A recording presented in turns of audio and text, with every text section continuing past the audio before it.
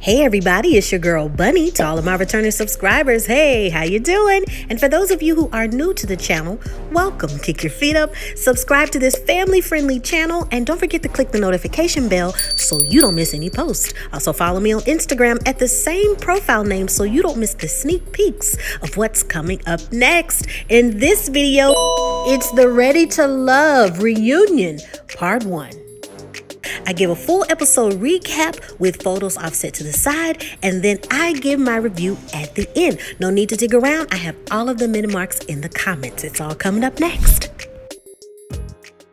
We waste no time inviting everybody back to talk about their experience from Ready to Love. We have everybody, the entire cast, everybody who was eliminated back on the scene. Tommy explains how everybody was a little nervous, how everybody mixed and mingled, and before we knew it, we had those final couples. We start off with Chris and Amber, and with Chris, it was his second chance being ready for love. So he wanted to make sure that he dated as many women as possible, that he mingled as much as possible, but before he knew it, he caught the chemistry with Amber. Now, when it came to Amber, she saw how everybody swarmed around him and just wanted to just hurry up and get to know him as soon as possible, but it made her do the exact opposite. And over time, they realized that, maybe we need to give each other the time of day. They report that everything's cool, and through the advice of Tommy and his wife, that communication is key. What they're doing now is they're continuing to date. We move on to some of the highlights of the season, and the number one thing we start off with is Miss Kyra.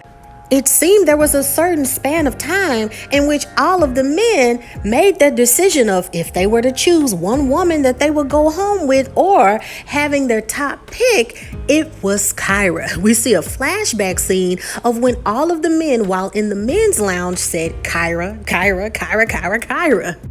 As the cast members look on, Tommy asked Kyra how that made her feel. And she said even though she was flattered, it made her feel as if she had a target on her back, that she was disingenuous, and that maybe all of the other women maybe wouldn't like her. Alexis adds in her 2 cents in saying, wow, after looking at everything and hearing all of the men talk, it really made me question, wow, why is everybody picking Kyra? But Kyra says, hey, that's something that you need to direct towards the men and not to me. But Alexis was saying, let me kind of finish what I was saying. What I meant was, it just seemed kind of odd because, how can you come in and you're dating everyone? It seems like you were playing a game or Monopoly.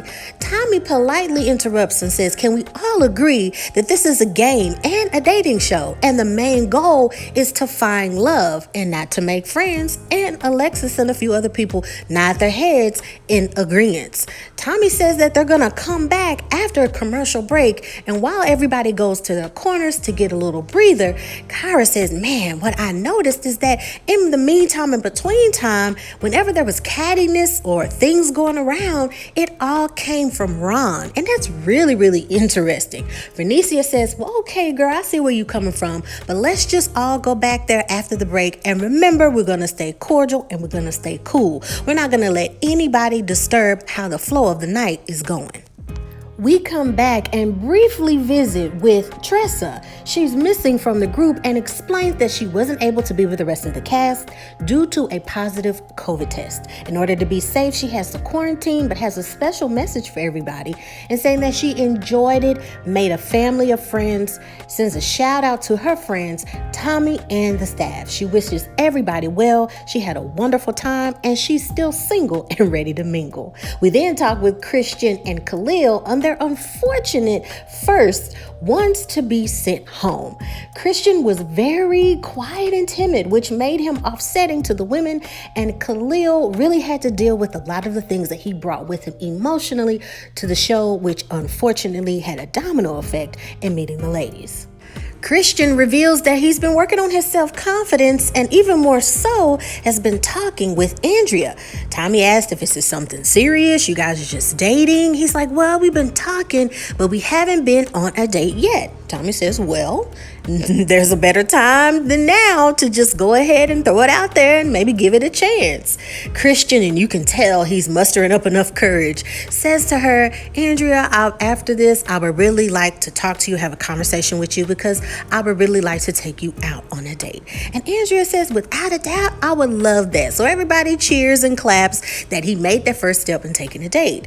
With Khalil, he says that he's been talking to somebody a little special, and they're like, okay, don't keep us waiting. Who might that be? And he says, Ida, but Ida's like, whoa, that's not something we agreed with. You said that we weren't going to take it public. And Tommy's like, wait, what do you mean? This is reunion special. What do you mean public? She said, well, I specifically asked him about, are we going to tell anybody? And he insisted, no, we're not going to tell anyone. But Khalil says, I was going to wait to the reunion. So it's this confusion. And Tommy's like, okay, Khalil, you are literally digging yourself into a hole. What's going on? And he says, well, I mean, mean girl stuff. See, that's what I'm talking about. Everybody's just like, whoa, dude, I mean, you're just making it worse. Tommy's like, look, let me help you out. Just say how you feel about her right now. And he goes on to describe how she's a wonderful person. He's going to get to know her better. And all of the ladies are just like, wow, dude, you really just trashed this situation. And you could tell from Ida's face that she's over it. Now it's time to talk about Ron. That's right, our favorite cast member. Wink, wink. We see flashback scenes of him dating Chrysanthemum and Alexis and telling them back and forth that they're either their top or the number one picks that he's had in mind. Very intimate details about how he likes both of them. And both of the ladies are looking at the clips like, wow, the entire time he was pretty much telling us the same thing. Even down to the moment where Alexis tried to tell Ron about how he wasn't ready to love, but he had some harsh words, telling her that she has nothing to offer him, being very condescending. Tommy wants him to explain, why are you so condescending? And after all of this time, I've never seen a male castmate talk to a woman like that, and it was just very disrespectful. Ron defends that all of the dialogue was kind of choppy, and he was talking about how Alexis was talking about him one moment and then all up on AJ. I said that she should be smarter than that, and I thought she was smarter than that because she really couldn't make up her mind when it came to me and AJ. But Tommy says no, but in that moment, what we're seeing is that you're telling her after how you're not ready for love and all of this stuff, you're saying that I thought you were smarter than that. Ron continues to go with his defense and saying, well, that's not what I meant, and that wasn't in the context in which I said it.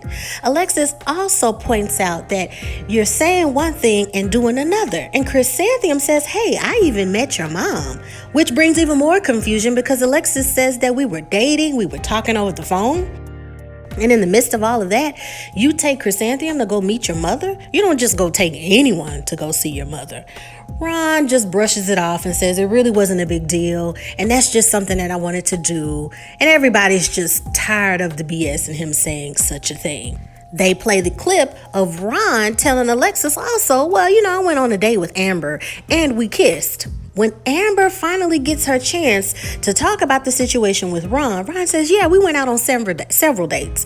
But Amber says, we just got to clear something up. We went on one date, and I'm saying a lot of the things that you say are lies. I could ask everybody here in this cast about things that you said that were inaccurate, you embellished, and I just don't understand it, man. What's up with you? Ron tries his best to just play it off that it wasn't really such a big thing, and it is what it is. But people are really tired of Ron's crap at this point. Ron takes a minute to speak with Jason backstage, and Ron says, man, you know how she was acting, man. She was cheating on AJ and trying to talk to me. You were there. Jason says, hey, man, at this point, all we can do is just move forward and just try to take accountability and responsibility of anything that we may have said or done that was wrong. I mean, that's all we can do at that point. We move on to the clip where Jason was moving and how Joel was just really, really helpful and gave up his weekend at a drop of a dime to help Jason out. This brings a tear to anyone's eye watching it because it's an uplifting moment that everybody embraces not only black friendship, but brotherhood, and that it was something that was automatic. The gentlemen agreed that they were there ready for love, but what was also amazing is that they were able to develop some sort of friendship and brotherhood, maybe something a lot of them didn't get to experience. There's additional footage of Tommy saying to the men that with all of the things we have to deal with as black men, I encourage all of you to have your own men's lounge conversations with your friends, because we need a place to dish things. We need a place to have conversations and just woosah. Speaking of friendships, we move on to Chrysanthemum and Stacy, aka Frickin' Frack. There's clips of them talking, having fun, sharing jokes, and the men learning the Frickin' Frack name. They are always hanging around each other, and the men contest that it was really difficult for them to talk to him, because if you wanted to talk to one, the other one was lingering along. They also share how they were really kind of uncomfortable with possible information that the women would share to each other. But Stacy says that's kind of a out of the wall and out of this world comment or thought. I've never seen text or heard intimate or personal information about another guy. We would just talk about moments and situations like a sisterhood. It's a double standard, you know, Tommy, that y'all talking about the bromance and being brother and brotherhood, but with the women, when we're trying to talk and have friendships and get through this process together, it's like, oh, you guys aren't friends and you're supposed to be remembering that you're competition and you're here to date. Tommy understands her statement and says, okay, I can see your point of view. But also understand that maybe the men felt that it was a little intimidating because they wanted to talk to both of you guys, but alone. They understand each other's point of view. The ladies say that they're not dating each other, which brings a good laugh. But each of them are dating and they're cool with where they are in the dating world. We move on to AJ and discussing his conflictions with Kyra and Alexis. We show the back and forth of Alexis being number one and Ron being number one in her book to maybe considering AJ. Where things turn is when AJ says that he's pursuing her, gives her a kiss, and Alexis confirms that the kiss wasn't the turning point. It was what he said after. Tommy wants to know, well, you're kind of saying the same things to both women. What made you kiss her but then send her home? But AJ says the same reason why everybody else did the same thing. It's a process. I mean, how I felt at one point in time changed. And also, Alexis was so gung-ho about Ron that, you know, it made me kind of say, let me weigh my options here, which was understandable. He felt that Alexis would have chosen Ron had he not said the things that he had said. Ron brings up something in saying that, you know, there was one point in time where we were all talking, the fellas were all talking, and I made a comment that he treated her wrong. But Tommy wants Ron to explain what he meant by that. He says there was a particular night where the guys were talking, and Alexis wanted to walk to her car, and Ron wanted to take her there to escort her there. But AJ stops the situation and tells Alexis that he's going to spend more time with her. Alexis goes back to her room, but he forgets and never picks her up. Tommy wants to know, hey man, what happened? And he explains that he was just talking with the fellas. And just over a period of time, he just made that decision to send Alexis home because their connection wasn't what he thought it was. And he feels comfortable in the decision he made. Now we're going to shift into the focus of AJ and Kyra and their connection. Earlier in the season, we see the clips of many people talking and mingling, and Kyra dishing the tea about how they did have a date in the past, and it wasn't a good date because she ended up paying for the meal. There was awkwardness, but she's going to move forward, not judge him for the past, and get to know him all over again. As they started to go on more dates and get to know one another even more and let the past be the past, their feelings did start to come up to the surface. Even more so, AJ becoming more open. Closer towards the end of the season, him really having a difficult time choosing either Alexis or Kyra. Alexis finally sees that AJ honestly did have a difficult time choosing between the two ladies. Alexis says that it does give her some relief and it makes her feel that he really was honest throughout the entire process. Even though Kyra made the decision that she would choose herself when everything was said and done, after the show, Kyra and AJ, we learned, still were talking and dating, trying to build something, get to know one another even more. The cherry on the top is Alexis reveals that she reached out to AJ through a DM saying, hey, was everything on the show, everything that was shared, was that real? Or was it just, gone? Is it just gone in the wind? AJ says, well, I meant everything that I said and, it was real. So, yeah. She even suggests that her birthday's coming up and maybe they should go out on a date. And they did. Not only did Alexis and AJ go out on a date, but they kissed. Kyra learns the information and Alexis says, hey, I didn't know that you guys were trying to develop something, a relationship. And Kyra says, well, yeah, we had this plan, this trip plan that I was going to go on. And when I was going to come back, we were going to continue, basically to just date and hang out and have fun. So basically, there is this communication barrier on what AJ wants. AJ explains that after the show, Kyra made her decision. She did what she did. So he wasn't in a committed relationship. Going out on dates and being committed to someone in his eyes is totally different. So if I went out on a date with Alexis and kissed her, I did nothing wrong.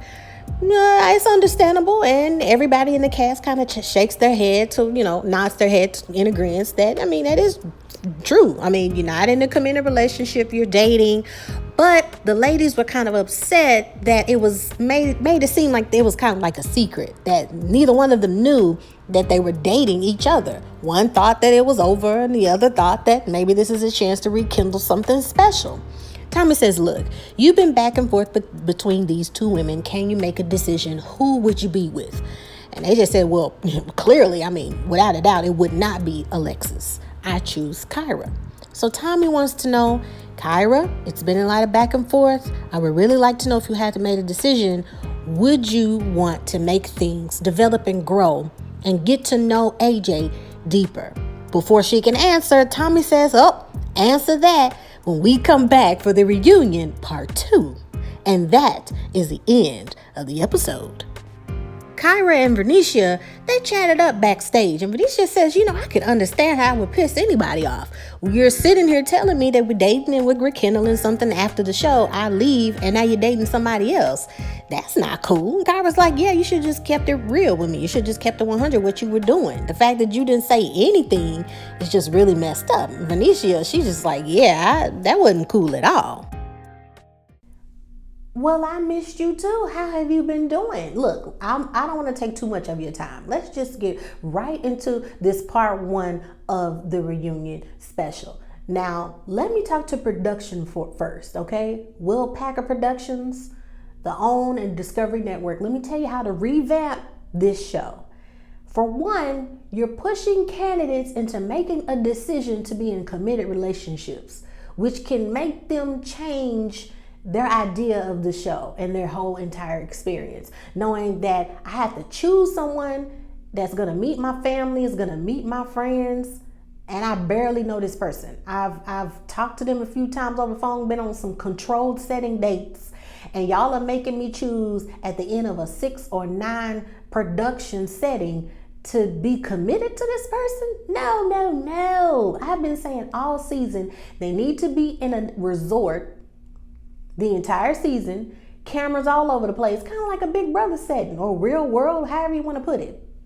And letting people show their true personalities. Letting them date as many times as they want to date, not some set up dates, okay? Or I brought out such and such out on the date with the fake houses and the fake sets with the takeout and putting them in just homes that aren't theirs, and we supposed to believe that's a date. No, it needs to be them being in the house together, other women seeing a guy ask them to take them out and they can feel some type of way, and vice versa. That's what needs to happen, not Tommy sitting down with them every 5 minutes to analyze the decisions that they made.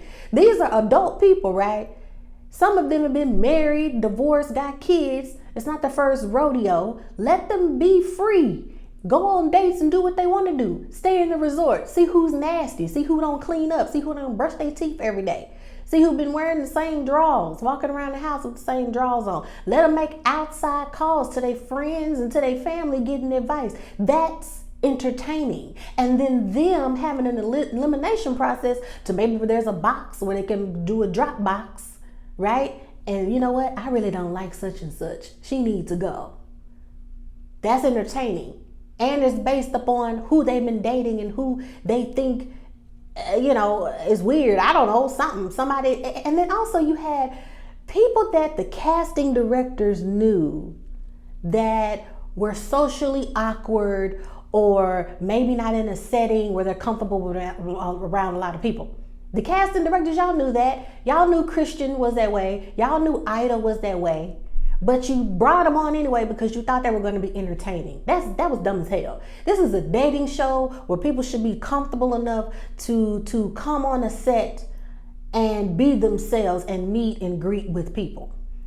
Imagine if you're trying to meet somebody and it's a camera right here in your face. Yeah, that's what you signed up for, but it's more natural if that camera is right across the room and you zooming in on the situation. People can really show them true selves just like David did, okay? Trying to tell her, off when the camera was gone, telling his friends, oh, Liz, did you kiss Jason? His real character. Now, if y'all had a camera on the roof angled down on their little date, you would have heard all that. So, second point, please, wherever y'all reserving the reunion special with the blue background, kill it. The lights with the people's different costumes and hair and makeup, the blue lighting in the back, the blue curtains in the back is absolutely terrible. Okay?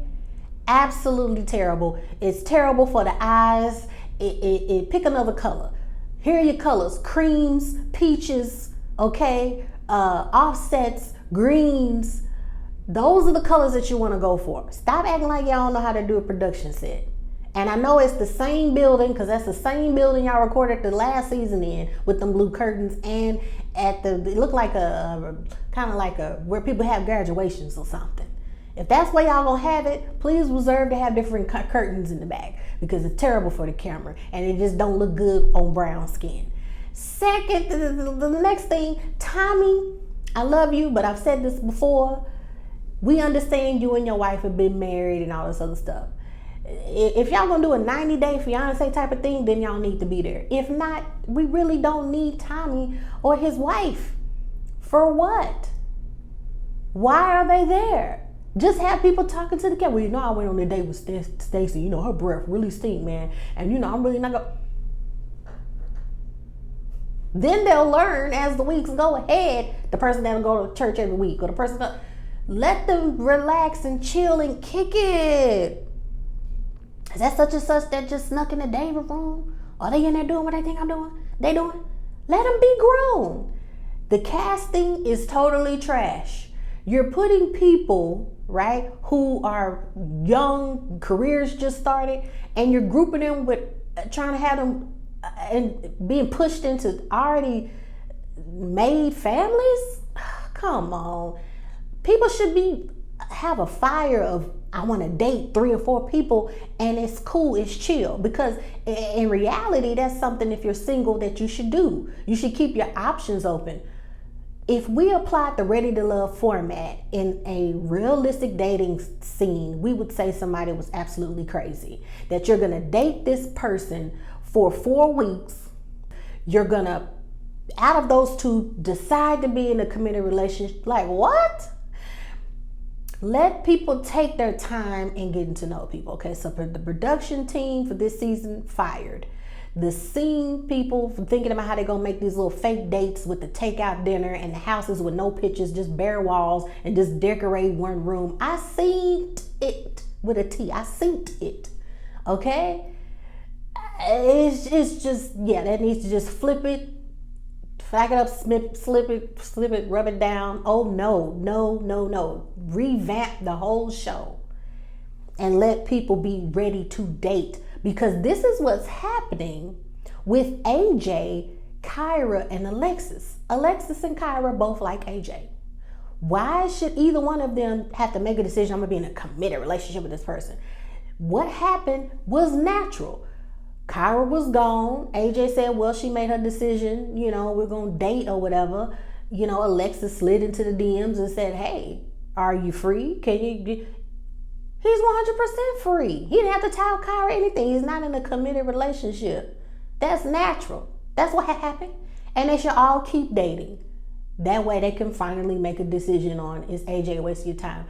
None of the people on this show have any connection. I've been saying it from the beginning. Joel was with Venicia because he seems like the type of guy, well, I said I was going to be with her and she's into me. But knowing the whole time, he felt some type of way after she said she was territorial. And I told y'all, I think the ex was lying when he said she wasn't controlling or territorial or clingy. That's a lie. It's just so much to talk about. None of the people there have connections. It's all forced. The casting was off. They hired like 8 flight attendants because it was COVID and there was a lot of flight attendants that were free. Just redo the whole thing. And then after the Washington one, you need to hire your girl Bunny to do the whole Ready to Love thing, okay? Because the way that you have it now, it's boring. You need to be able to let people chill. I'm tired of seeing the same resort because I know it's the same one. If I see them horses one more time, I'm gonna spit. It should be islandy next time, right? More people are getting vaccinated. More people, it just take it to a beach somewhere, something.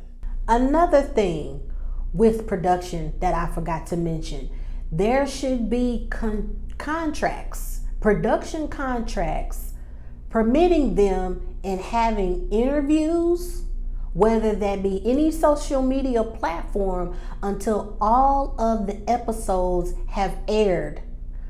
When they've aired, the reunion has aired, all this other stuff, then they could go on interviews. What that does with this elimination process with the show, it spoils the suspense to see, are you correct as the viewer in a candidate's character, right?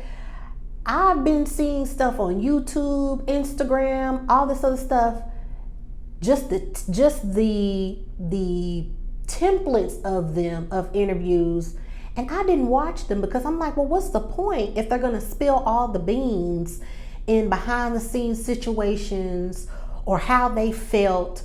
That's stuff that you want to save for the reunion special. That's you can see the spoilers with a lot of stuff in those situations because you can see the titles of certain videos that they've made, whether it be about themselves, whether it be about filming or somebody else. And then when you watch the next episode, you're like, well, I mean, there's no suspense or excitement with that because they've already said it in this video. Reality show premise should be none of that until everything has aired. That way to the viewer, there could be some sort of excitement. All it will do is boost ratings because you're keeping me, to come back for more. Because did David really say that? Did Liz say this? Maybe we should wait until the reunion. I'm gonna wait next week. Why is it so fluid and relaxed with this production? Now, you brought in Smirnoff and the alcoholic drinks and all that for the money because you need money for production with the show. I get it. But was it needed? Or should there have been more time for more dates, more conversations, more anything?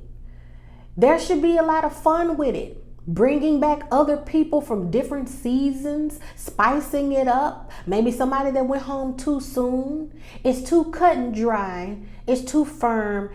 And the outside interviews and the outside videos need to stop because that's the whole point of bringing me in as a viewer. If I get a summary of everything that you've done on Instagram or what really happened, now I don't really care anymore, okay? So that's something that they need to implement, and that will bring more zest and more curiosity to the show.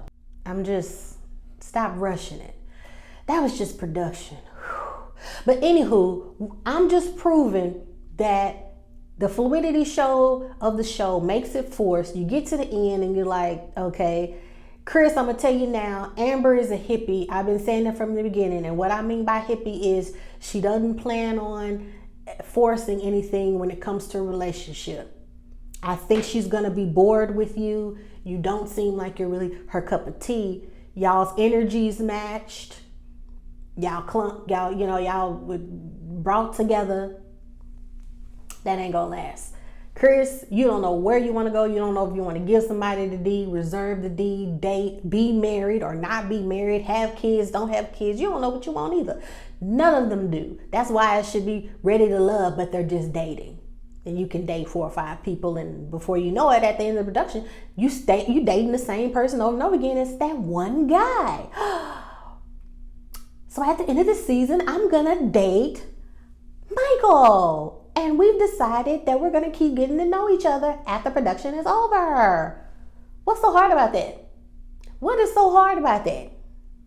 Nothing. That's easy. That's easy peasy. That's even less people to hire, less sets to pay for, and less fake takeout and food y'all got to get. Okay? Now, this reunion part 1 wasn't all that. It really wasn't nothing much to it. They tried to stretch out the thing with Alexis and the whole thing with Ron. Ron told y'all from the beginning that he just wanted somebody to stay at home, had the kids. He didn't want the woman working. He just wanted to go out and party and work. Did he not say that? David raved his red flag to Stacy, talking about I want all the passwords. I want all of this, da da da da da. Stacy told all the women, hey y'all, he want all the passwords. He's insecure. He got all this other stuff. And Liz just acting like Stevie Wonder, try to act like she ain't here. And like, well, you know, I don't have nothing to hide. She just went over that too. Everybody had red flags and people chose to ignore them. Meanwhile, when it came to Ron, Alexis, and I was about to say Claudine. Lord have mercy. Chrysanthemum was like, oh, I'm number one. Who's number one? Who's number one? Ooh, his muscles. Forgetting that this man don't want you to work, go nowhere. See what I'm saying? Men had red flags all over the place. Alexis clearly got some issues, wanting to be chose. Kyra just want to date. Amber just want to date. Troy just want to go on trips and date. Now the trillest person on this show, even though he needs a few classes in HR sensitivity, he was trill from the beginning. I just want to date and go on trips. There's no commitment to that. There's no commitment to that. He grown. He not married. He not committed. He just want to date and kick it. At least he was real from the jump. Everybody else confused. Okay? If anybody's been married for 11 years, got kids, and trying to get back on the dating scene, a dating show, when you're trying to look for something real, okay, stop being dumb. Yeah. Goo goo gaga. That's you. Acting like you don't have no sense. Anywho, everything else that I have to say, I'm going to save it for part 2 of this reunion special. Thanks for rocking with me. You guys, I love y'all. Make sure to check out some of those links in the pinned comments. Okay, some of the shows that y'all are missing. Y'all are missing The Handmaid's Tale. That season just ended. You need to binge watch. It's a Hulu original series, winner of over 13 Emmys. Y'all need to watch that if you don't have anything to watch this weekend. Now, it's not for everybody. It's not for the lighthearted, okay? The Handmaid's Tale is amazing. Get ready for Hulu. Another Hulu original series with Wu-Tang and American Saga. Season 2 is coming. If you're behind on that, make sure you binge watch my season 1 recaps and reviews. Check out the Let's Talk playlist, which recaps a lot of political science and pop culture situations that's been happening. The health and wellness playlist, where we talk about hygiene, different things that are going on. It's movie and television show foundation to this channel, but make sure you check out those other playlists and the health and wellness videos. I got how to do your nails, ladies, how to take care of that. You don't have to pay big bucks. Got the monotone polygels. It's so much more. Y'all missing out on this channel, but y'all check it out. In the meantime, take care of yourself and each other. Leave your comments, but respect one another, okay? Y'all have a good weekend. Relax, get some rest, get some air, get some good food. Take care of yourself, all right? I'll see y'all next week for part 2. Not gonna be nothing too exciting going on, but I holla.